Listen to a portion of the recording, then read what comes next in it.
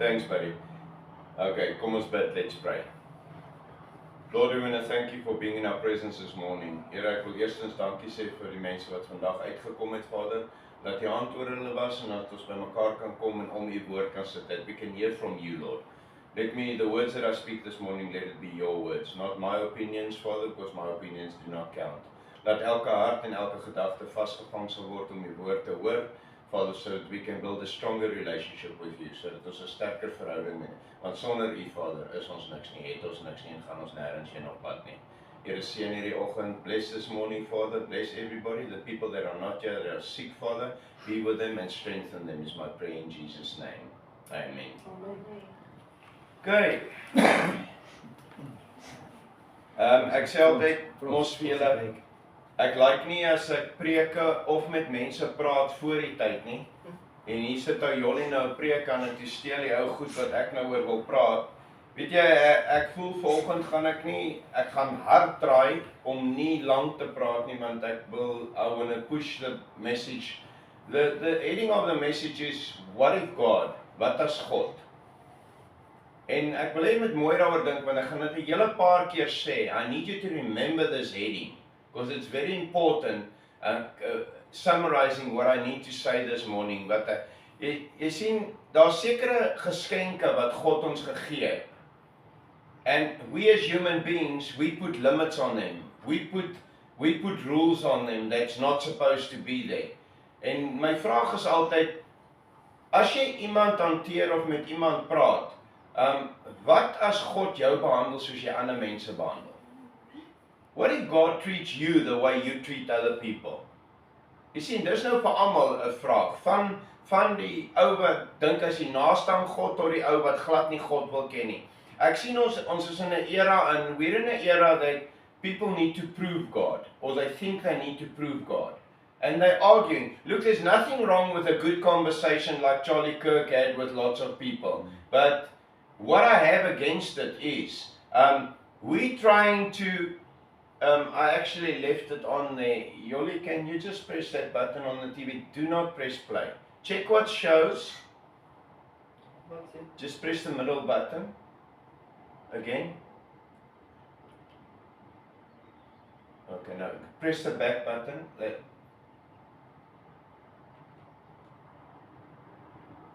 Okay. You don't have a free will. Okay, shut up. Thank you for playing it. Now it's on recording as well. Okay, you see, everything in society has gotten to a point where everything is forced down your throat and alles word na ons toe gegooi.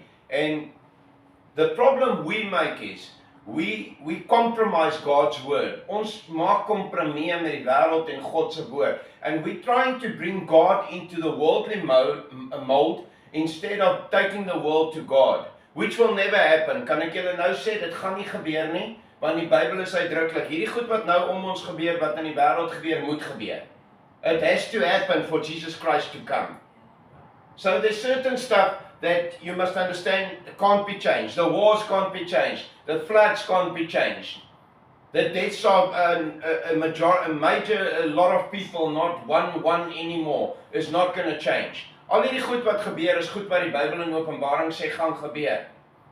En wat ons try doen is, ons sit en jy kan 'n conversation hê. I can have a great conversation with Trevor or someone at the church, at the tennis, which I had yesterday, about a guy that does not believe in God, wat nie in God glo nie. When I was finished with him, he started asking me questions about God and the Bible. So something stuck. Yeah. Because when I was speaking to other people about God, this guy said to me, but why do you believe? Yeah. Take away you have and know. And I said to him, easy answer, I have free will. Yes. You have free will. Yes.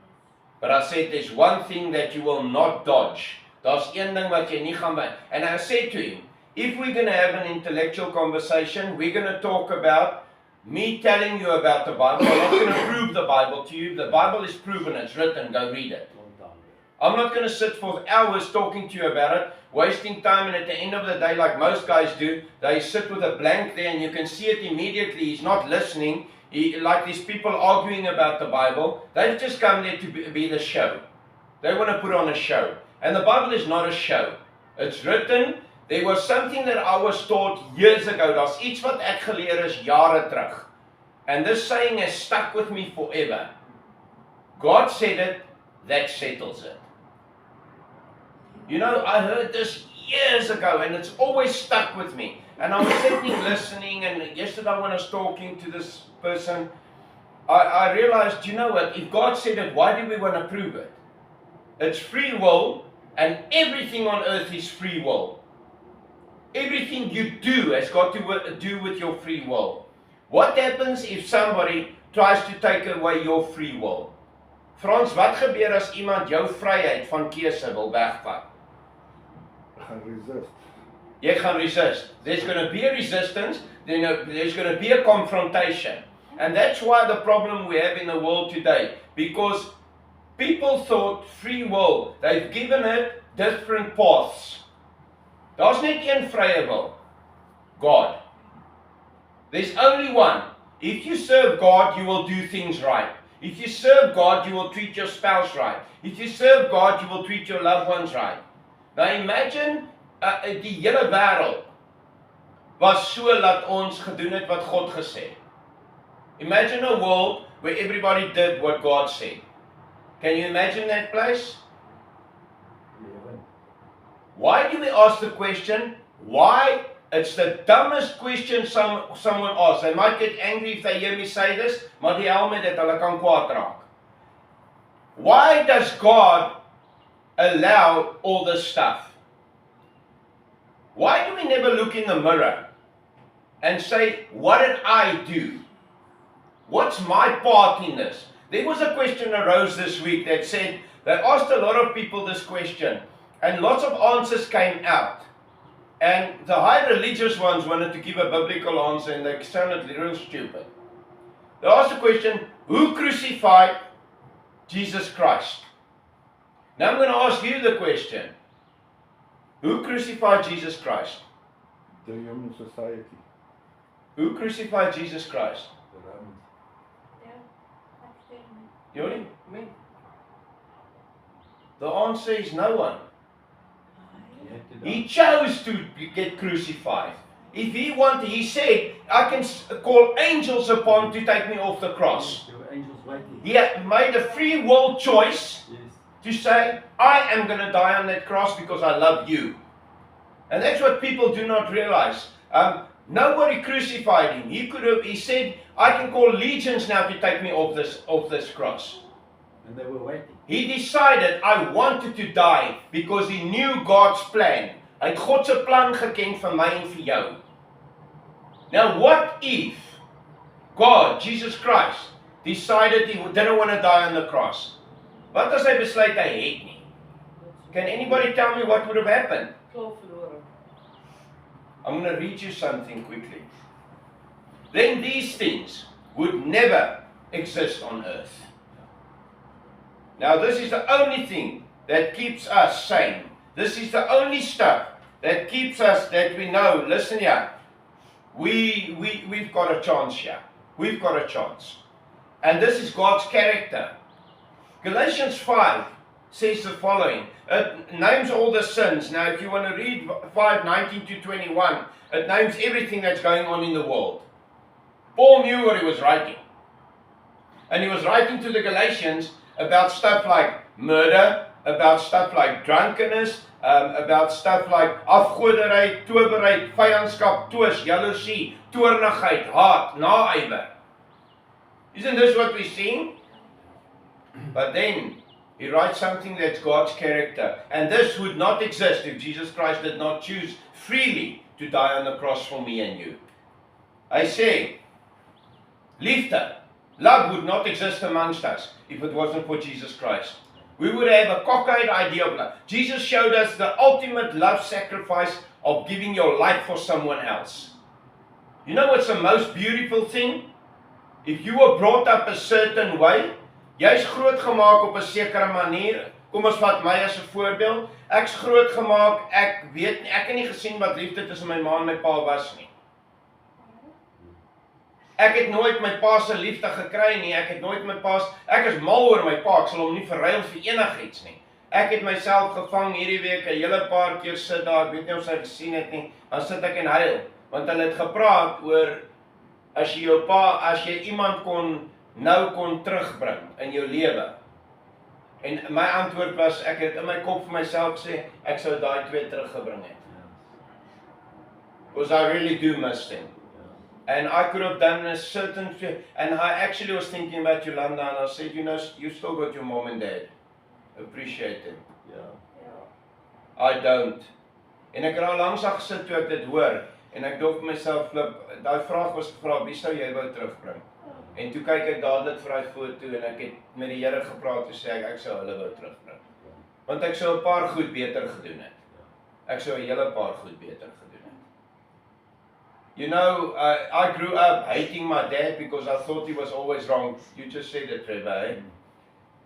I always thought my dad was the wrong one. My pa was die verkeerde een. Hy het my nie gelike nie. Dis kom hy nie my. Weet jy, toe besef ek, my pa was, hy het so min geld gekry dat hy karre moes regmaak in die aande. Nou verstaan ek hoekom hy nie by my sport was nie. En ek sit nou en dink daaraan, ek sou like as hy net hier kom sit het, en ek kon vir hom sê, weet jy wat dad, dankie, ek verstaan hoekom jy dit gedoen het. I now understand why you did it. I now understand, my ma was, sy was my ma, sy was net straightforward, sy was 'n regte boeretannie met sulke vet hande, as jy jou klap het jy geweet jy was geklap. En ek het 'n amazing ma en pa gehad, maar ek sou hulle teruggebring het om bietjie met hulle te praat. Ek weet nie of sy gesien het nie, want ek het op 'n stadium nie na haar gekyk nie, want ek is man, wil ons nou nie hê sy moet sien, ek chant nou oor my ma en pa nie. Maar as God nie was nie, the ultimate sacrifice of love was shown, and it was shown in this manner, till your death. Do you realize when we get married, what's the most beautiful thing that they say? Wat sê hulle? Till death do us part. Till death do us part. That's actually saying, we will go through the highs and the lows. We will go through the good and the bad. We will go through the ups and the downs. But we will fight this thing because it belongs to us. Kyk, ek en Jolanda is 'n goeie voorbeeld van mense wat nie meer getroud moes gewees het nie. Ons was al soveel keer geskei, dis net nie waar nie. And I said it, I think my children dink daai goed is koekoes. Eendag wil hulle mekaar doodmaak en die volgende dag sien ons hier sit hulle lekker en eet saam en lag. Look, not even the devil, not even, I thought this woman was sent from Satan. Nie eens die duiwel kan ons uit mekaar uitvat nie. Then you must know how strong love is. Die duiwel kry sy agterend geskop deur hierdie huwelik. Want wanneer hy dink hy gee ons pak slaag, dan slaap ons hom met 'n right hoek. Kyk, ons het by Mike Tyson geleer om my left hoek te gebruik. Die duiwel kry elke nou en dan pak slaag. Net wanneer hy dink ons is klaar, dan staan ons weer op en we say, no, we unbreakable. We unbreakable. Die kinders dink ons is koekoes. Regtig, ek weet my kinders. Maar weet jy, as ek dink, terug te kom na my pa toe. My pa was, kom ek agter, was die persoon, hy was stil, maar hy was 'n atoombom. Hy het nie teruggehou nie, hy het nie stil gebly as hy nou moet nie. En my pa was hy was nie groot nie, hy is kleiner as ek gewees, maar daai man kon bolle rol. Almal het hom gebel om hulle fights vir hulle te fight toe ek jonger was. So ek sou een ding sê, en my pa was die soort persoon wat tot 9-10 uur in die aand aan 'n kar sal werk om die volgende oggend vir ons brood te koop. Ek het dit nie toe besef nie. Ek het nou die dag gesit en dink aan, dis hoekom hy nie by my sport was. Ek het hom altyd gehaat daarvoor en gedog flip, ek is die beste in die skool, ek is die beste in die klub, ek is die kaptein van alles en ek het nie support nie. Maar kom ek sê jou een ding, ek is 57 en ek het nie dood gegaan omdat my pa nie by my sport was. Maar ek sit op 57 wel en dink hoe baie hy eintlik gedoen het. Wat hy onvoorwaardelik met sy liefde vir my gewys het sonder om liefde te wys. So ja, Jolie is dieselfde, sy verander nou. Ek is amazed met die vrou wat sy nou is, want sy was nooit so nie. Ek het my vrou meer gehoor sorry sê die laaste ruk as enigiets anders. Dan sit ek, miracles do happen. Maar ja, Amen. liefde sou daar nie gewees het nie, mense. As Jesus nie dood gegaan het nie, nee, dit wat julle nou in die wêreld sien, sou al ons blydskap weggevat het. All our peace of mind and our smile on our face would have been gone. Kyk hoe lyk mense al klaar as hulle sien hier kom probleme. Jy worry, jy stres, al daai nonsens. Dit sou weggewees het, want onthou net, God, Jesus is die prins van vrede. He brought the peace and he gave it freely to all of us. Ek gaan aan die einde iets sê, ek bly julle almal skud julle kop as ek al hierdie goed sê. Because the shocker comes at the end. Good. Said that. Dan sê hy, onthou net een ding. In Johannes 14:27 sê Jesus die volgende ding. Moenie kyk na die wêreld nie. Want die vrede wat ek julle gee, gaan alle verstand te bowe. Dit kom nie van hierdie wêreld nie, maar dit kom van my af. Hy gee vrede. Het jy dit al ervaar dat jy so ge-worry het oor iets? En as jy weer sit en jy dink, wow, daai ding is verby en dit het nie gebeur nie. That's the peace of God. As Jesus nie gesterf het op die kruis nie, if Jesus didn't die on the cross, we would not have that peace. Amen. Then this world would have killed itself and killed each other long time ago already. Ons doen dit al klaar, but there's something that stops it. There's something spiritually that stops it, and they call it the Spirit of Jesus Christ, the one that gives love and peace, that still holds things in place. Maar die dag as God sê, enough is enough, then he withdraws all of that. Amen. And then people are start killing each other and they're going to destroy each other worse than it's happening now. Lankmoedigheid. Ja. Guys, do you know what if God was not patient? As jy volgende keer ongeduldig raak, Jolly, asseblief luister nou. Nee, ek maak 'n grap, my skat. But if you get impatient next time, I want to ask yourself the question of everything in your life. I told you to look in the mirror. Now I'm asking you a bit further. Question yourself, what if God acted like you? Wat as God so ongeduldig met jou geraak het? Weet jy wat het gebeur? Kan ek jou gou sê wat het gebeur? We know. Moses comes off the... Ek sê maar moenie aansit nie. Moses comes off the mountain with the 10 commandments. Hy breek hy 10 gebooie, hy gooi God se wet op die grond neer.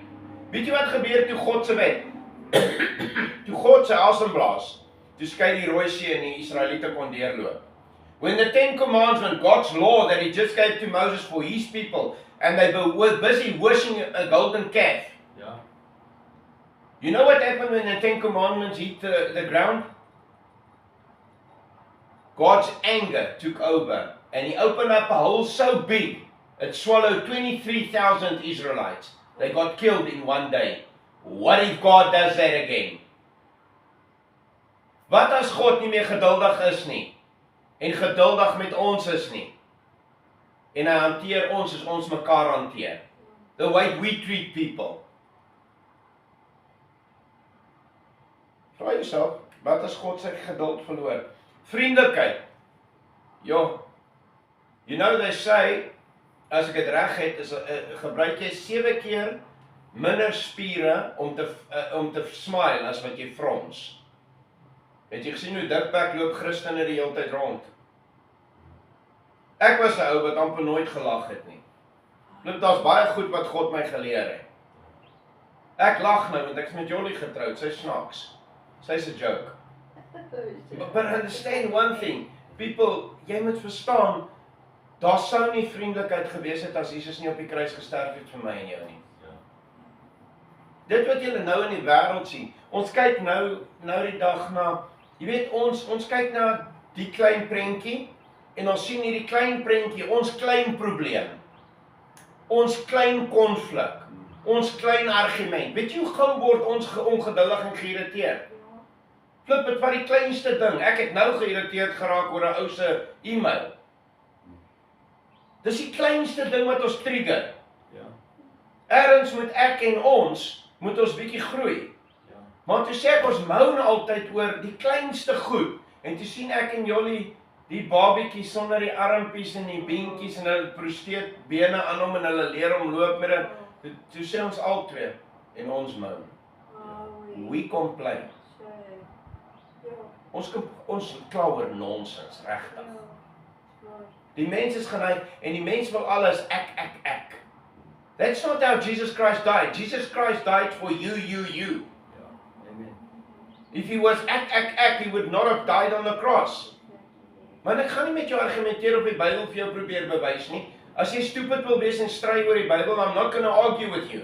The Bible doesn't say it's our job to convert people. It's our job to bring the message. Dis die Heilige Gees se werk. As jy wegloop en sê, "Ja, Holy Spirit, I've given the message like you said." God said his word will not come back void. Sy woord sal nie leeg terugkeer nie. As ek vir my kinders bid, maak nie saak wat ek doen nie. 'n Kind wat hy doen is, nou ek het dit gedoen en almal doen dit. As 'n kind se pa vir hom sê, reëls neerstel en sê, moenie dit doen nie. Dan het ek gesê, maar jy rook. Nou wil jy my vertel om nie te drink nie. Het julle dit gedoen?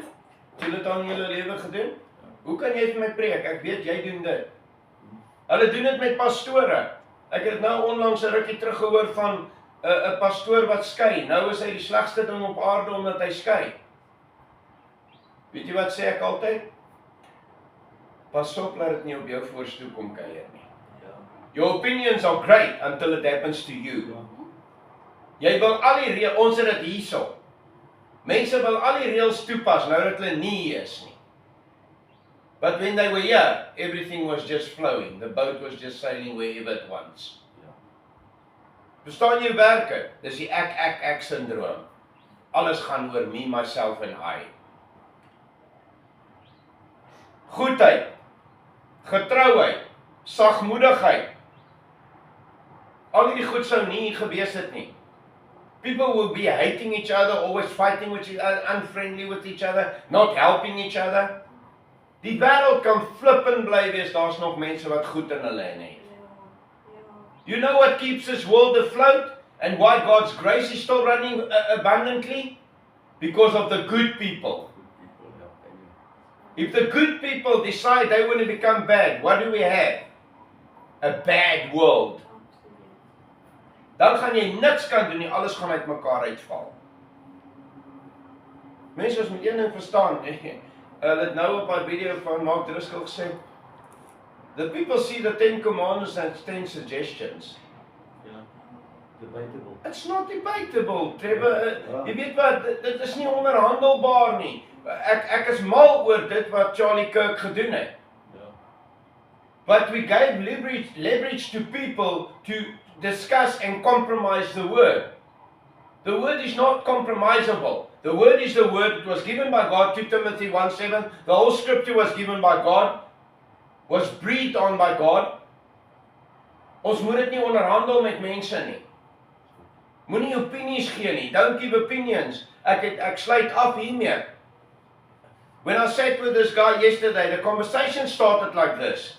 I was talking to other people. Someone asked me something out of the Bible. I cannot recall what they asked. But I answered them, and this guy was sitting to my right making comments. But I couldn't hear what he was saying. And when I was finished, I appreciate the fact that he had the guts to say something. He said, hoekom glo jy dit?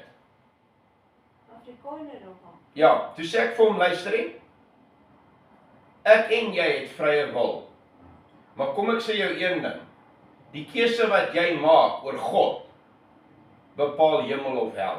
Jy hoef dit nie te glo nie, maar eendag as jy voor Jesus staan wat jy wel gaan doen, what you are going to do is stand in front of God one day, and he's going to remind you of the day that Pierre spoke to you at the tennis, and he said, you can't say you didn't know. And it's not debatable. Ja. En ek praat toe met hom, and eventually, I actually thought the conversation was over. Then he started keep on talking. So I thought, no, okay, this is an opportunity. So I turned to him, and the guys that were Christians enjoyed this, because I heard amens and stuff at my back. And I said to him, he asked me questions about the Bible and stuff. I said, let me explain something to you. And this is how I said it to him, and this is how I finished this sermon. Dis hoe ek hierdie preek gaan afsluit. Ek sê vir hom, everything is compromisable in this world. But everything is what you sow, you reap. Wat jy saai sal jy maai. Ek sê en elke ding het 'n keuse. Hy sê no, it's not. Ek sê okay, explain something to me. En ek sê toe vir hom, you come to the tennis to play tennis. You've made about 10 decisions this morning coming to the tennis. What shirt to wear, what pants to wear, what shoes to wear, what socks to wear, what racket you're going to use if you've got more than one. How you've made a decision how you want to play when you walk on the court.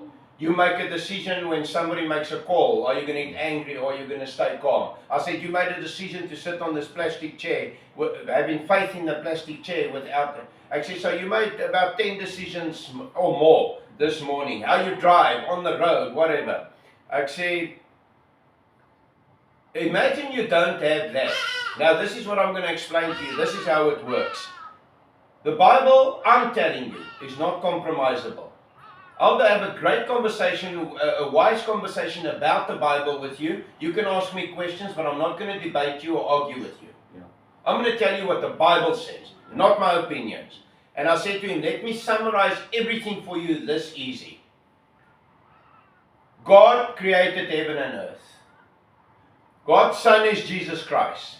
Jesus Christ decided to die on the cross for you so that you can go to heaven one day. I said, that's the truth. The one that ends everything is, every knee shall bow and every tongue will confess that Jesus Christ is Lord. That's everyone. I said, you will and I will stand in front of Jesus Christ one day. Ons albei gaan daar staan. What are you going to hear out of his mouth? It's a gamble you taking and I'm taking. I said the problem is, if I decide to serve Jesus Christ and I decide I want to live his way, I said, then when we stand, not if, when we stand in front of Jesus Christ with Judgment Day, and there is no Jesus and I was wrong, I was still right. But if I was right, and you standing in front of Jesus Christ and you chose free will not to serve him and not to acknowledge him and to carry on like you say there is no God, what will you hear? Can I tell you what you'll hear? I will hear, well done, great and faithful servant, go in. You will hear, go away, I don't know you. I don't know you. I said, so that's the one time God's going to turn his back on people. God gaan sy rug op hulle draai by Judgment Day. And he's going to say, you didn't want to know me, I don't know you. You're not part of my family. You free will chose, you don't want to know me. That's when God's grace is stopping because you have time to do it. Exactly, exactly. Yes. En ek wil afsluit met, wat? Ek wil terugkom na ons toe. Wat as, volgende keer as jy op 'n sekere manier optree, you react, jy raak geïrriteerd, jy raak kwaad, jy raak gewip. Vra vir jouself, wat as God dit met jou doen? What if God acts that way with you? Do you realize what will happen if God withdraws his spirit, which is going to happen when Jesus comes? What if God withdraws his spirit? Then all these things we just mentioned goes with that. Then there's only going to be famine, war and problems coming. The only thing keeping things together, the glue keeping everything together, is the Spirit of God, the Holy Spirit. Amen. They say the angels are standing waiting Yeah. to wage this war against Satan. They've been waiting thousands of years. And the only thing God is doing is postponing so that everybody can make a choice to be with him one day. But there is going to come a time when God says, time is finished. And he's going to send them. Which side of that barrier are you going to stand on? The one with God or the one against God? Kom ons bid. Lord, we want to thank you for this message this morning. Thank you that you are a God of love. You are a God of grace. You are a God that's patient. Dat hy saam met ons is geduldig en is liefdevol. Here, seën ons vandag op hierdie dag. Be with us on this day. Strengthen us. Keep your hand on every one of us.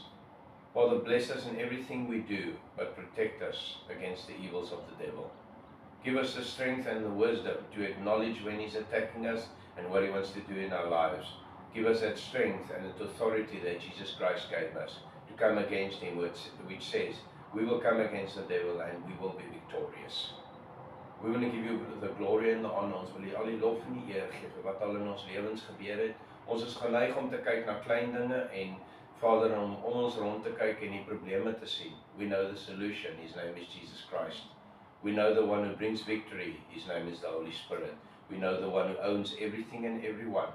His name is God. We want to bless you and we want to give you honor and glory where it's supposed to be. Ons gee U lof en eer in Jesus naam bid ons dit. Amen. You know, Pastor, Thanks, Fred. if we go back to the Bible and you look, you know, when those Israelites, like you said, you know, they walked and talked with God. They